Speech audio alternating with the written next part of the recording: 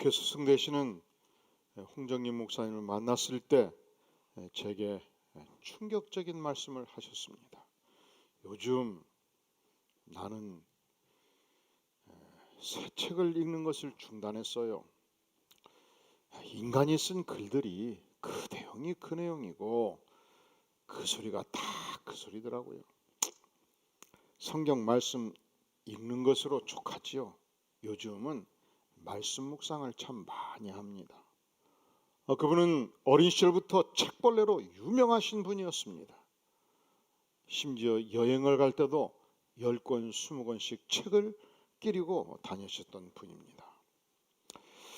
한편 생각하면 오늘의 이 시대가 이 지식과 정보가 쏟아지는 사회 아니겠습니까? 한 학자가 정보량을 계산을 해보니까 1900년부터 1950년까지 이 50년 동안 정보가 2배로 확장되었다고 말합니다. 그리고 1950년부터 매 10년마다 정보가 2배로 확장되었는데 2020년도부터는 73일마다 정보의 양이 2배로 확장되고 있다고 말합니다. 그런데 이상하지요. 이렇게 지식과 정보가 엄청나게 배가 됐다고 해서 우리 인생들의 행복이 2배, 8배 배가 되었습니까? 아니죠. 그 지식이 출중하다고 해서 인간 지혜가 지식만큼 자라가는 것은 아닙니다. 왜 홍정희 목사님께서 신간서적 읽기를 멈추었을까? 지식을 많이 쌓아간다 한들 그것으로 인해서 인간의 지혜가 발달하지 않는다는 사실을 기억하지 않았을까요? 소크라테스는 지혜란 무엇인가? 지식을 적절하고 바르게 사용할 줄 아는 능력으로 보았습니다. 그런데 오늘 야고보 선생님은 이 하나님의 말씀으로 우리에게 진정한 지혜가 무엇인가를 말씀합니다. 오늘 말씀의 17절에 보면 오직 위로부터 난 지혜, 하늘의 지혜, 하나님으로부터 온 지혜만이 진정한 지혜라고 말씀합니다. 그러니까 오늘 우리는 이 말씀을 통해서 이 땅에서 참된 지혜를 소유하는 비결을 배우게 돼요. 참된 지혜를 소유한 현자됨의 비결을 우리가 알 수 있단 말이죠. 여러분 진정한 지혜의 사람이 되기를 원하십니까? 그렇다면 첫째로 반드시 온유함과 겸손으로 무장할 필요가 있습니다. 오늘 말씀 13절에 보면 너희 중에 지혜와 총명이 있는 자가 누구냐? 그는 무엇으로 말미암아? 선행으로 말미암아. 지혜의 무엇으로? 온유함으로 그 행함을 보일지니라. 진정한 지혜는 언제든지 이웃의 영혼을 돌보는 지혜라는 거예요. 겸손함으로 온유함으로 행동하는 지혜라는 거예요. 여러분 우리가 머리만 키우는 지혜는 그것이 참된 지혜가 아니라는 것입니다. 그런데 놀랍게도 인간이 지식이 많아지면 겸손하기가 어렵습니다. 이 석사학위를 따고 박사학위를 따고 박사학위를 3개를 따고 그러면 이 지식이 인간을 교만하게 만들기가 쉬워요.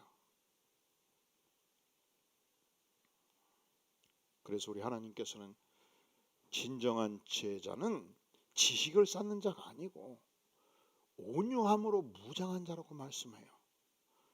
이웃의 영혼에 최선을 돕는 자, 선행으로 말미암아 그 행동으로 온유함을 보이는 자가 지혜자라 말씀합니다. 우리가 온유함을 간다는 것은 나약함을 의미하지 않습니다.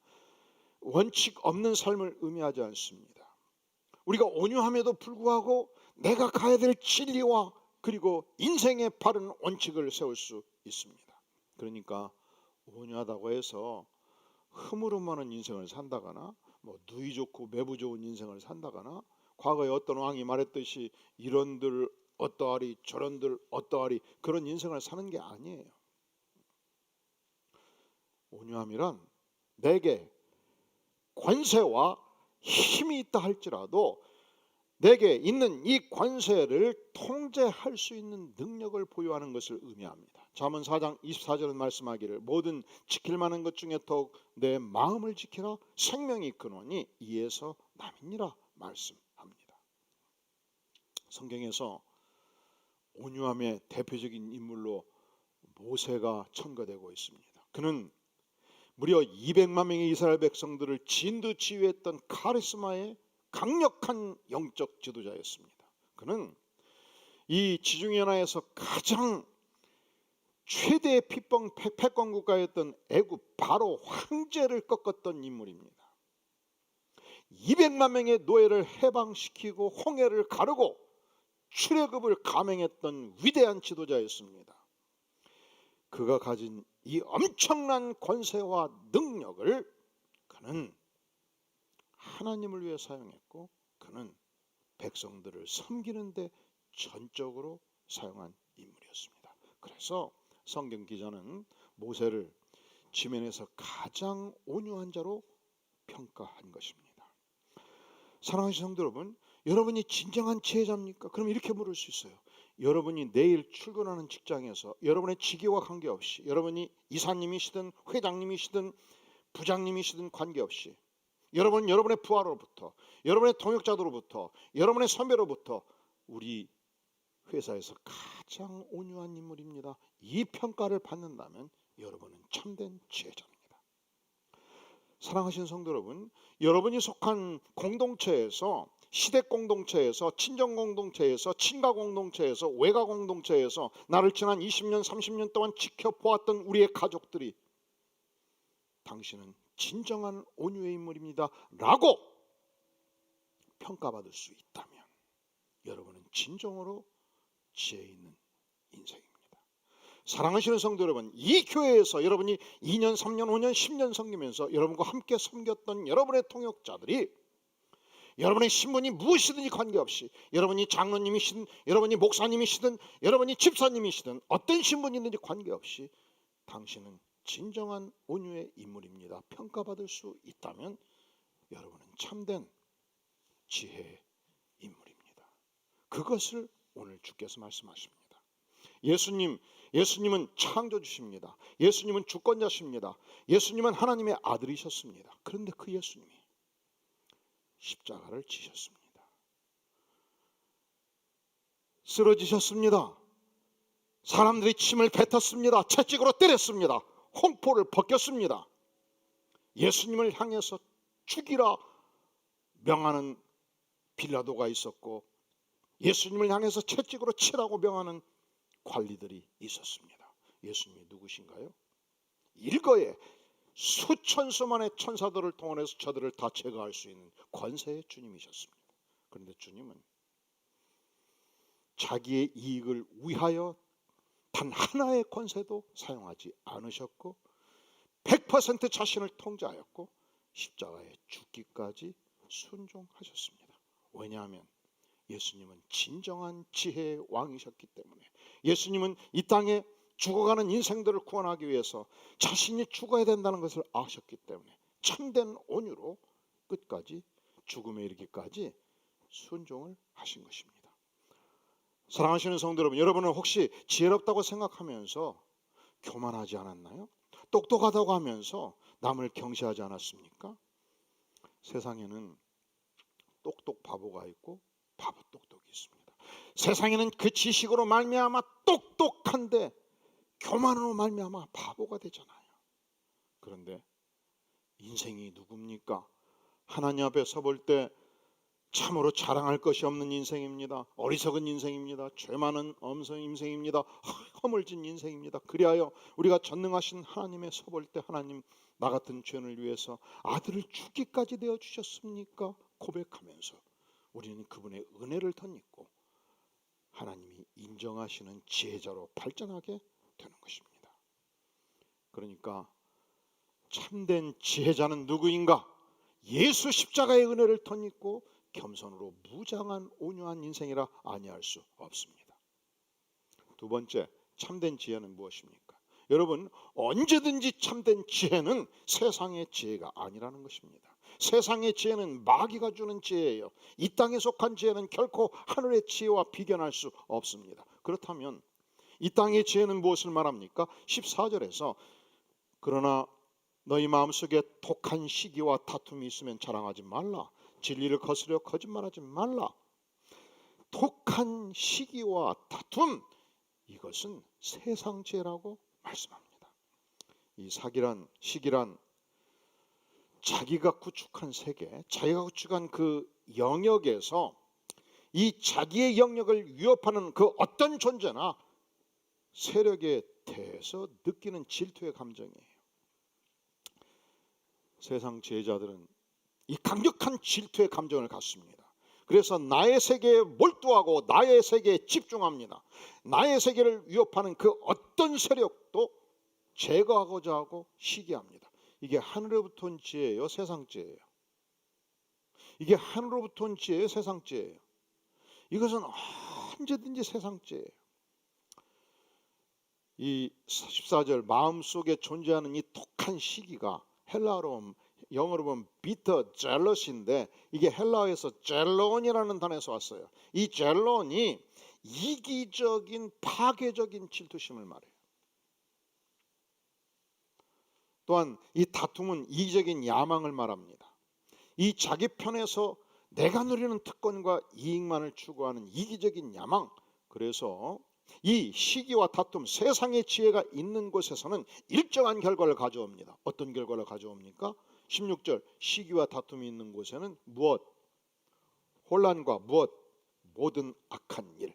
여러분, 그래서 성령이 역사하지 않는 곳, 사단이 역사하는 곳, 그리고 하나님이 없는 세계의 인간관계 안에는 반드시 결과가 있어요. 혼란과 모든 악한 일이 일어나게 되는 것입니다. 왜냐하면 사단이 지배하기 때문에. 왜냐하면 사단이 인간 안에 이기적인 야망과 다툼과 시기를 풀어넣기 때문에 그곳에 경쟁심이 일어나고 적대감이 일어나고 분리의식이 일어나고 분열이 일어나고 반드시 자기를 추구하는 편가름이 일어나게 되는 것입니다. 자, 이것은 하나님이 지배하는 세계입니까? 마귀가 지배하는 세계입니까? 마귀가 지배하는 세계입니다.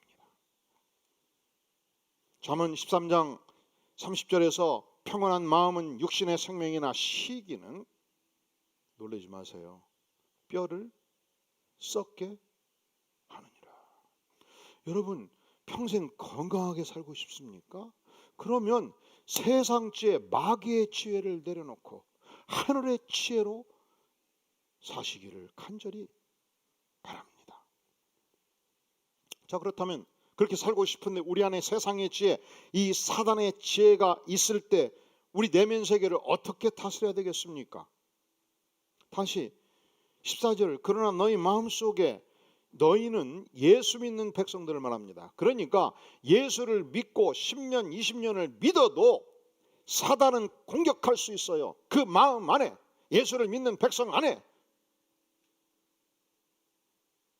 사단이 독한 시기를 집어넣을 수 있고 다툼을 집어넣을 수 있다는 것이죠. 그때 자랑하지 말라, 거짓말하지 말라, 스톱하라, 멈추어라, 주께서 말씀하십니다. 자, 그렇다면 우리 마음속에서 일어나는 어떤 생각과 지혜가 이게 세상의 지혜인가 하늘의 지혜인가 어떻게 분별할 수 있겠는가 묻지 않을 수 없습니다. 여러분, 예수를 믿으면 믿는다고 해서 마귀가 멈추질 않아요. 왜냐하면 예수 믿는 백성들도 사명이 있지만요, 여러분, 마귀도 10배 10배 강한 강도로 사명을 수행한다고요. 마귀가 멈추질 않아요. 그리고 마귀는 자기 세력은 보호하지 공격할 필요가 없는 거예요. 마귀는 안 믿는 사람들은 쫙 보호하고 가는 것이지 공격할 필요가 없어요. 누구를 공격합니까? 예수 믿는 권사님을 공격하는 거예요. 예수 믿는 집사님을 공격하는 거예요. 예수 믿는 목회자를 공격하는 거예요. 어떻게 공격합니까? 세상의 지혜를 집어넣어서 독한 시기와 질투를 집어넣어서 그 결과 반드시 공동체가 파괴됩니다. 어떻게 파괴됩니까? 혼란과 모든 악한 것이 일어나도록 만든다는 것입니다. 마귀의 원어는 디아볼로예요. 이 단어가 사이를 쪼개내다 갈라내다 이 뜻이에요. 인간의 공동체를 쪼개내고 인간의 공동체를 갈라내는 그 존재는 언제든지 마귀가 역사하는 것입니다. 그래서 제가 우리 목회자들에게 부임할 때는, 부임하기 전까지는 성도들을 위해서 사역하라고 불렀어요. 근데 처음에 부임은 이제 뭐라고 하는지 압니까? 지금부터 첫 번째 사명은 성도를 돕는 것이 아니다. 가장 가까이 있는 목회자를 위하여, 나의 사랑하는 동역자를 위하여 목숨까지 내어주는 사랑을 가져야만이 이곳에서 일을 할 수 있다. 왜냐하면 그때만이 마귀의 창과 칼을 막아낼 수 있기 때문에 이것을 할 자신이 없으면 목회자를 하지 말라. 동일하게 이곳에서 주님을 섬기는 우리 장로님들, 안수집사님들, 그리고 권사님들에게 요청하는 것입니다. 우리는 세상죄로 사는 자들이 아니에요. 우리는 위로부터 오는지 하늘로부터 오는지 하나님의 지혜를 덧입고 사는 백성이기 때문에 그렇습니다. 마귀라는 단어가 무슨 뜻이라고요? 디아볼로, 사이를 갈라내는 존재. 누가 갈라낸다고요? 마귀의 사명이 사이를 갈라내는 거기 때문에 그곳에서는 상대방이 무엇이 잘못되었느냐 따지지 마세요. 마귀가 역사하는 것입니다. 마귀가 역사하면 자식과 부모도 갈라내요. 마귀가 역사하면 목사와 성도도 갈라내요. 마귀가 역사하면 성도와 성도를 갈라내는 것입니다. 인간관계의 파괴를 가져오는 것입니다. 이것은 신앙의 완전한 파멸입니다. 원인을 묻지 마세요. 상대방이 잘못했다고 화살을 쏘지 마십시오. 마귀가 내 안에서 역사하고 있는 것입니다. 사단이 역사하면 언제든지 당파가 생깁니다.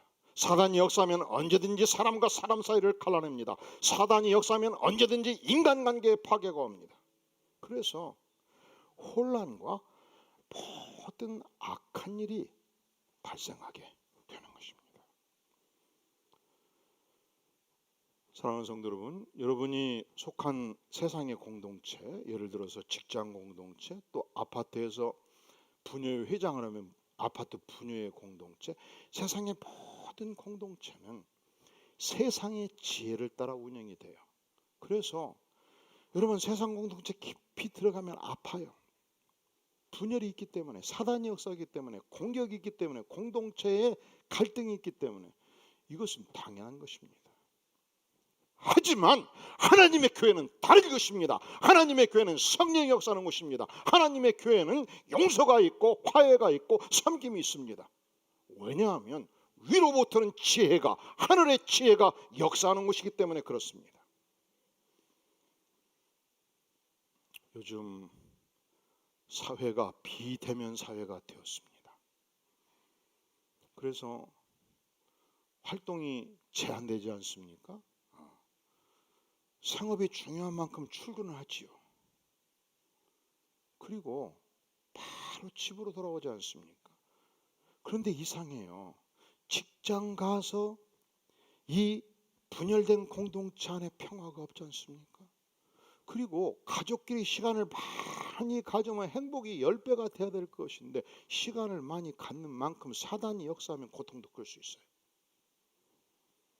그래서 이 아파트에서 누우면 그냥 그 신음소리가, 그 아픔의 소리가, 곡하는 소리가 들리지 않습니까? 이게 다 사단이 역사하는 소리입니다. 제가 여러 이 공동체의 고백들을 들으면서 우리 하나님의 백성들이 하늘의 지혜를 덧입고 어떻게 감동을 창조하는 인간관계를 만들어낼 수 있는가? 그런데 인간은 다 까다롭잖아요. 까다롭지 않는 인생들이 없어요. 여러분의 남편 까다롭죠?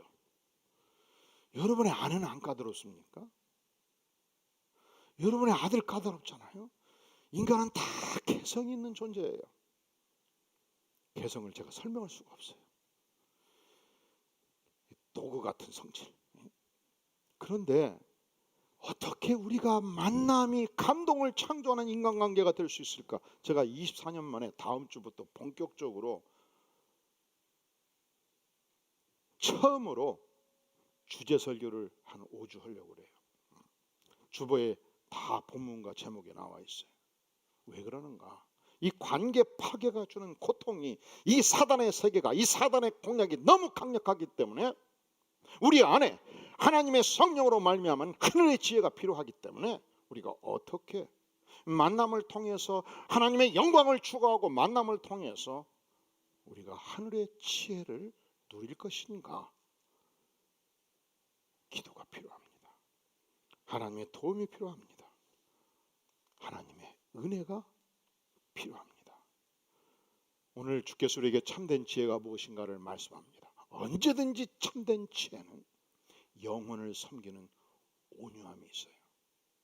두 번째, 참된 지혜는 반드시 세상의 지혜가 아닙니다. 세상의 지혜와 단절됩니다. 세상의 지혜를 극복하는 능력이 있습니다. 세 번째, 참된 지혜는 반드시 하늘로부터 오는 지혜입니다. 이것은 내가 소유할 수 있는 것이 아닙니다. 나로부터 출발하지 않습니다. 전능하신 하나님께서 위로부터 믿는 백성들에게 공급해 주시는 성령의 지혜입니다. 어떻게 성령께서 우리에게 어떤 지혜를 주십니까? 하늘로부터 직접 주시는 것입니다. 17절 오직 위로부터 난 지혜는 첫째로 무엇이라고요? 성결하고 하나님 앞에서 순수하고 깨끗합니다. 화평의 지혜가 있습니다. 이것은 독한 사기와 다툼의 반대편의 단어지요. 그가 가는 곳에 평화를 창조합니다. 다른 사람을 무장해제시키고 아름다운 생명의 능력을 나타냅니다. 관용이 있습니다. 다른 사람을 있는 모습 그대로 용납하고 받아들이는 영적인 힘을 갖고 자신의 권리를 온전히 포기하는 삶의 축복을 누립니다. 양순함이 있습니다. 양순한 자는 실수했을 때 지적받으면 바로 인정하고 수정하고 회개합니다. 왜냐하면 내가 본질적으로 구원받을 수 없는 존재인데 십자가의 은혜를 덧입고 그 은혜로 말미암아 내가 구원받은 축복을 누렸기 때문에 내 인생의 실수, 내 인생의 잘못, 내 인생의 어리석음을 쉽게 아는 인생입니다. 그런데 교만한 인생은요, 약간의 실수만 지적을 받으면 살아있는 생선이 온몸에 물을 투기듯이 몸부림을 치면서 반항을 하지 않습니까? 양순함이 없습니다. 긍휼, 고통당하는 영혼을 볼 때 눈물로 동정하는 마음,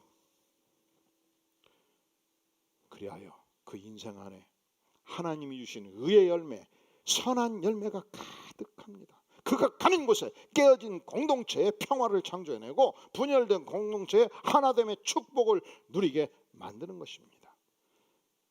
편벽과 치우침과 거짓이 없고 그는 진정한 평화의 창조자로서 18절 화평하게 하는 자들은 화평을 심어 의의 열매를 거둔다고 말씀합니다.